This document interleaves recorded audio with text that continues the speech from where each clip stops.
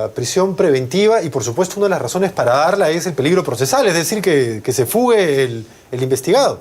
Y que su abogado salga a decir en este momento que ni siquiera él sabe dónde está Nicanor Boluarte, flaco favor le hace a su defensa.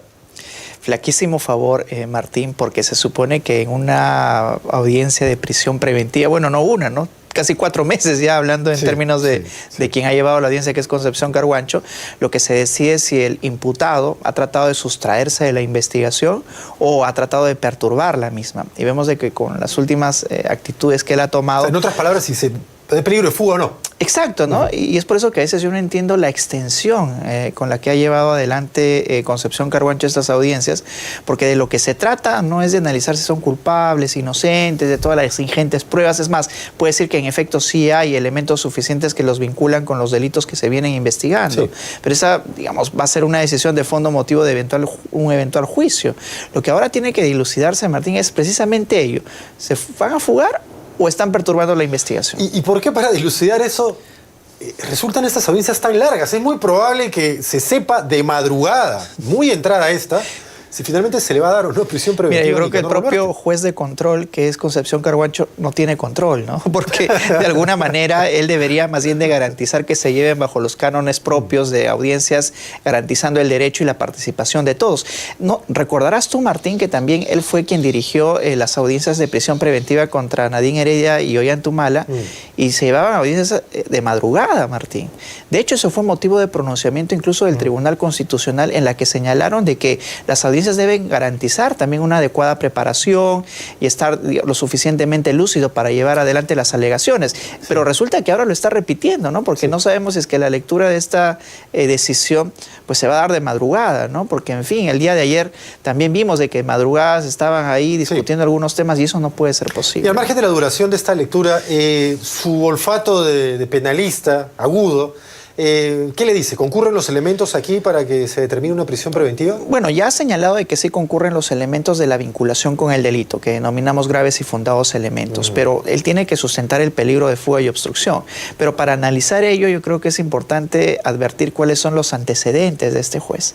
Y claro, la fama que tiene Concepción Carhuancho es más bien de ser pro fiscalía, ¿no? Casi todos los pedidos que promueve la fiscalía son aceptados cuando llegan a este juzgado. En jerga, juez calero. Bueno, ¿no? Así es llamado de manera general, y nosotros no somos ajenos a ese tipo de decisiones que él ha tomado. Así es que, teniendo en cuenta esos antecedentes, el razonamiento que hasta ahora ha ido desplegando, yo creo que sí, eventualmente aquí va a imponer la prisión preventiva, coadyuvado también con esta última participación muy confusa por parte del propio Nicanor Boluarte, ¿no? Y también de otro de los imputados, en las cuales simplemente se dejó grabar una parte de su rostro para que no se advierta dónde específicamente se encontraba. Y eso es determinante a la hora incluso en la que el juez va a decidir sobre este tipo de pedidos. Y a propósito, el juez ha señalado que no va a aplicar las leyes de crimen organizado aprobadas por este Congreso y promulgadas por el Ejecutivo. Hay que decir que hay dos partes, ¿no? Porque aplicará un control difuso, ¿no? A diferencia del control concentrado que corresponde al Tribunal Constitucional. Claro. Es decir, él interpreta que estas leyes no son constitucionales, que puede él utilizar la previa, digamos, ¿no? ¿Es así? ¿Puede hacerlo? ¿No está abriendo la posibilidad de que o lo acusen de prevaricador o de razones para considerar nulo este proceso? El problema es de que al día de hoy, Martín, respecto a esta norma y a la modificación que es la 32.108, precisamente a la que se refiere, existen múltiples pronunciamientos, ¿no? Por ejemplo, el juez Jorge Chávez Tamariz en un inicio declaró que la ley sí debía aplicarse, pero a través de un control convencional, es decir, prevaleciendo la Convención de Palermo, debería de más bien interpretarse algunos alcances, y ahí afirmó de que en el caso de Vladimir Cerrón u otros no correspondía excluirlos de una investigación por organización criminal. Luego, en una última decisión, la Corte Suprema, en el caso vinculado a Ludido Orellana y otros, señaló a regañadientes de que tiene que aceptar lo que el Congreso ha decidido, para bien o para mal, es el legislador. Y eso lo ha dicho nada menos que la Corte Suprema, Martín. Y ahora tenemos... ¿Eso no senta un precedente o línea de acción para el juez Carhuancho? Debería sentarlo, pero ya como conocemos múltiples pronunciamientos del juez Concepción Carhuancho, no necesariamente sigue los precedentes que antepone la Corte Suprema. Y ahora tenemos este último análisis que ha hecho ya el juez Concepción Carhuancho de que él va a inaplicar esta norma 32.108, prefiriendo la anterior, la 30.077, sí, que es la originaria. Sí. Pero él recurre a muchos argumentos. Algunos de ellos, por ejemplo, los congresistas que han aprobado esta norma, ¿no? Que estaría más bien promoviendo la impunidad, que serían normas con nombre propio. ¿Y esto puede ser una debilidad para su propia posición? Es una absoluta debilidad para su posición porque está incorporando argumentos políticos. Que los congresistas tengan o no algún interés, pues eso se verá en su oportunidad. Tú declaras, digamos, sí, inaplicable bajo consideraciones únicamente jurídicas, y yo creo que eso va a poder discutirse, sí, en una segunda instancia. Ahora, si es que él no aplicara la norma que quiere aplicar, la original, digamos, que sí podría permitirle considerar esto un caso de organización criminal, y aplicara más bien la que el Congreso ha aprobado, ¿podría aún así solicitar 36 meses de prisión preventiva o debería solicitar un número menor de meses? No, porque como está en cuestión aquí el delito dado que no de organización criminal, pues podría solicitar hasta 36 meses. Pero si no aplicaría, digamos, o mejor dicho, se sometería a estas nuevas, sí, reformulaciones del Congreso de la República, sería muy complicado imputarles organización criminal. Con lo cual, de por sí se caería el plazo de solicitud de 36 meses, ¿no? Y ese es un punto importante a señalar, porque lo que está señalando el juez Concepción Carhuancho es no solamente de que es inaplicable, sino que promovería la impunidad. Pero eso es un término muy gaseoso, ¿no? Porque cualquier cosa puede promover la impunidad. Y eso es al menos lo que hay que advertir en este caso. 36 meses, ¿no es demasiado? Lo que pasa es que nos hemos acostumbrado ya a considerar estas prisiones preventivas como una especie de condena prepago, ¿no? Yo creo que la ciudadanía, siempre que ve una circunstancia así, considera pues que al poderoso se le está aplicando alguna suerte de justicia, pero realmente no es justicia una prisión preventiva. 36 meses ¿no es demasiado? Es demasiado. Algunos han considerado incluso que es una pena adelantada, Martín, porque 36 meses son ya 3 años encerrado, cumpliendo quizás ya parte de una eventual condena, que va a venir todavía en años posteriores. Y yo creo que se ha hecho mucho abuso de la prisión preventiva. De hecho, recordarás tú cuando el equipo Lavajato, ni bien estuvo conformado, 2017, 2008, vino una ola de prisiones preventivas. Y la pregunta, Martín, es, ¿quiénes están presos? O sea, no hay presos por el caso Lavajato, por este equipo especial. Han perdido tiempo elaborando estos pedidos de prisiones preventivas porque no es sencillo.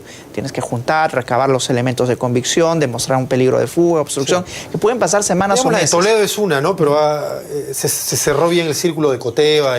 Claro que sí, pero eso es lo que tendría que buscar la Fiscalía, porque el éxito no se mide en cuántas prisiones preventivas uno logra, sino más bien el número de sentencias condenatorias. Ahora ya tenemos algunas que está exhibiendo el equipo especial, pero yo creo que esa es la debilidad, el creer que un éxito ya es la prisión preventiva como tal, y lo estamos viendo ahora en este caso. Sin embargo, hablemos de la figura presidencial. Ella tiene ciertas prerrogativas y privilegios por su propia investidura. Sin embargo, ¿hasta qué punto, dado que los nombramientos de prefectos y subprefectos han sido refrendados por la misma presidenta, y se considera que esto se hizo por testimonios de los investigados en conocimiento de ella, llamándolo incluso la número 1 de esta organización y a su hermano número 2. ¿Hasta qué punto este caso podría escalar a la misma presidenta? Yo creo que ya escaló. Recordarás tú, Martín, cuando se filtró una foto en la que por encima de Nicanor Boluarte había una figura con un signo de interrogación. Bueno, ¿Quién será? ¿Quién será? Bueno, ese signo de interrogación representa claramente a la presidenta de la República. Solamente que como el EFICOP no era el órgano competente para investigar a la presidenta, no se animaron a consignarlo de manera expresa. ¿Y por qué? Porque la hipótesis incriminatoria redunda no solamente en los actos que ha cometido Nicanor Boluarte, sino en el ámbito de la permisión que él habría obtenido por parte de la presidenta de la República, porque él no habría podido traficar influencias, que es lo que se le imputa en el marco de una organización criminal, si no hubiera no tenido la anuencia por parte de la presidenta de la República. ¿Esto procesalmente qué implica? ¿Tendría que abrirse una carpeta fiscal a la presidenta en su condición de presidenta por este caso? Si es que ya el EFICOP ha deslizado la hipótesis de que habría una participación omisiva por parte de la presidenta al no controlar a su familiar para que cometa estos delitos, quien tendría que investigarla sería en rigor la Fiscalía de la Nación, porque ya es una noticia criminis. Solamente este organigrama que en ocasiones presenta el EFICOP ya es de por sí, digamos, un indicio de que quien estaría no coadyuvando, pero sí de manera omisiva permitiendo y no supervisando los actos de su familiar sería la Presidenta de la República. Entonces, solamente de que la competencia de la investigación ya no estaría más a cargo del EFICOP, sino más bien de la Fiscalía de la Nación. ¿Y cree que está bien tipificado este caso? Porque hay muchos problemas de tipificación en nuestro sistema, especialmente cuando se considera lavado de activos a algo que, como el caso de aportes de campaña, para muchos especialistas no debería ser un lavado de activos. En este caso se habla de organización criminal, cohecho activo genérico y tráfico de influencias. Dado que la tipificación fiscal es la piedra angular sobre la que un caso puede prosperar o no, ¿considera que está aquí bien tipificado? Yo creo que sí existen evidencias, porque recordemos que estamos todavía en la etapa preparatoria, en la que el fiscal puede progresivamente corregir incluso y perfeccionar sus imputaciones.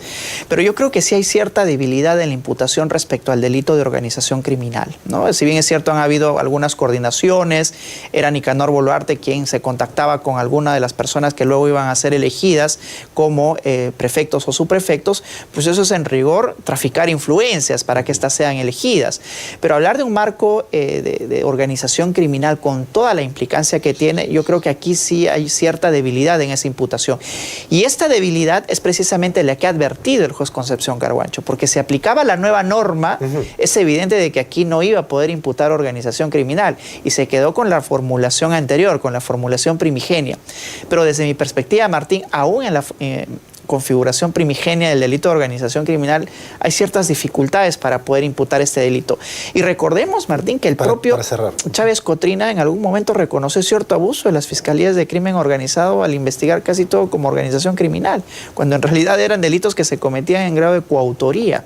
Pero bueno, eso ya lo tendrán que dilucidar ahora también en esta decisión de prisión preventiva. Doctor, le agradecemos mucho el que nos haya acompañado. Andy Carrión, abogado penalista, seguramente no duerme esta noche mirando la audiencia. Esperando la audiencia, quizás a las 2 o 3 de la mañana. Gracias a ti, Martín, por la invitación. Gracias nuevamente.